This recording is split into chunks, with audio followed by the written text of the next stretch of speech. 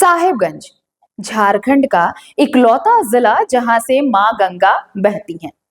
लेकिन अब यहाँ की खूबसूरती और बढ़ने वाली है। जी हाँ, अब यहाँ पर भी आने वाले दिनों में आप मरीन ड्राइव का लुत्फ उठा सकेंगे। दरअसल आपको बता दें कि यहाँ अब गंगा किनारे की मिट्टी की जांच की प्रक्रिया शुरू कर दी गई है और कोलकाता ये नमूना भेज दिया गया है। और अगर ये सैंक्शन हो जाता है तो फिर आने वाले दिनों में साहिबगंज में भी मरीन ड्राइव होगा। गंगा तट पर बसे कई इतिहास को अपने प्रांगण में समेटे साहिबगंज शहर की अब न सिर्फ सुंदरता बढ़ेगी बल्कि आवागमन के लिहाज से सुगमता होने के साथ साथ जाम से भी मुक्ति मिलेगी। यातायात संबंधी समस्या से निजात दिलाने के लिए शहर से सटे गंगा किनारे से बाईपास सड़क मुंबई की मरीन ड्राइव की तर्ज पर बनाया जाएगा।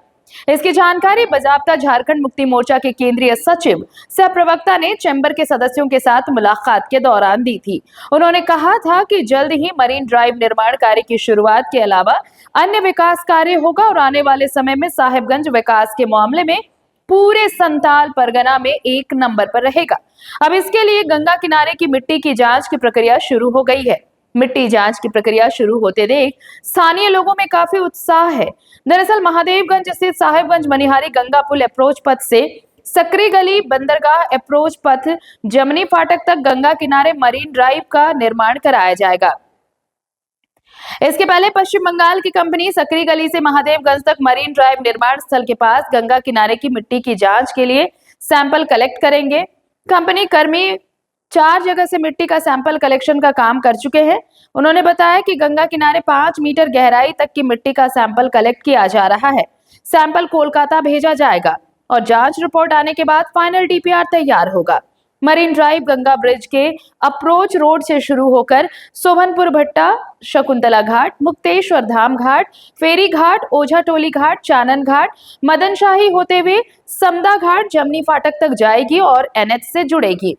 इसके बनने से शहर में जाम की समस्या से निजात मिलेगी, पर्यटन को बढ़ावा मिलेगा, रोजगार के अवसर पैदा होंगे और कनेक्टिविटी भी सुधरेगी। गंगा से जोड़ने के लिए कुछ स्थानों में सीढ़ी नुमा रास्ते और शहर में वाहनों को चढ़ने उतरने के लिए कुछ जगहों में रास्ते दिए जाएंगे। वहीं सेल्फी पॉइंट, कैफे समेत अन्य इंफ्रास्ट्रक्चर बनाने की योजना है। पीडब्ल्यूडी के कार्यपालक अभियंता अजय कुमार ने बताया कि 1236 करोड़ रुपए की लागत से 13 किलोमीटर लंबा मरीन ड्राइव का निर्माण होगा। पुल 4 लेन का बनेगा और जमीन वाले पार्ट पर 2 लेन की सड़क महादेवगंज गंगा पुल अप्रोच पथ से बंदरगाह तक बनेगी। भगवान बिरसा मुंडा गंगा घाट और ओझा टोली गंगा घाट के पास रैंप बनेगा। मरीन ड्राइव में सीढ़ी, फुटपाथ, कैफेटेरिया, बच्चों के लिए पार्क भी होगा। मरीन ड्राइव बन रहा है, यहाँ का विकास हो रहा है, ठीक है। और ये विकास हमारे केंद्र सचिव पंकज मिश्रा जी के देन से ही हो रहा है और वर्तमान सरकार भी है, ठीक है। और हम माँ बाईसी से यही मनाएंगे कि हमारे केंद्र सचिव पंकज मिश्रा जी स्वस्थ रहें और स्वस्थ रहेंगे तो यहाँ विकास होगा। मरीन ड्राइव रोड हो, चाहे जाम से निजात पाने के लिए फाटक हो, चाहे इंजीनियरिंग कॉलेज हो, मेडिकल कॉलेज हो, मैं इतना तो जरूर कर दूंगा कि साहिबगंज अपने आप में संथाल परगना में तो पहला स्थान प्राप्त करेगा ही।